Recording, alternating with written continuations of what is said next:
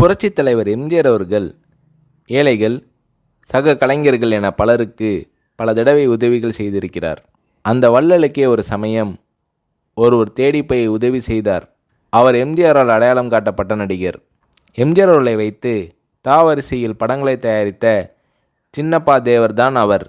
1966இல் எம்ஜிஆர் அவர்கள் குண்டடிப்பட்டு மருத்துவமனையில் சிகிச்சை பெற்று வந்த நேரம் எம்ஜிஆர் அவர்களின் உடல்நிலை, அரசியல் எதிர்காலம், திரைப்பட எதிர்காலம் குறித்து ஒவ்வொரு விதமாக ஒவ்வொருவரும் பேசி கொண்டிருந்த சூழ்நிலை.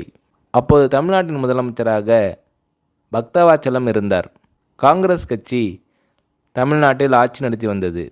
மருத்துவமனையில் எம்ஜிஆர் அவர்களை பார்க்க வருகிறவர்களை போலீஸ் கண்காணித்து வந்த நேரம், தனக்கு ஒரு காலத்தில் உதவிய எம்ஜிஆர் அவர்களை சின்னப்பா தேவர் அடிக்கடி மருத்துவமனையில் சென்று பார்த்து எம்ஜிஆர் அவர்களின் நெற்றியில் திருநீர் பூசி ஆறுதல் கூறி வந்தார்.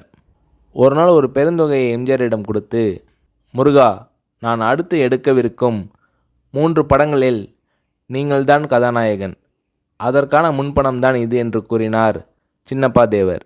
தேவர் அவர்களின் இந்த செயல் எம்ஜிஆர் அவர்களை கண்கலங்க செய்தது, நெகிழ வைத்தது.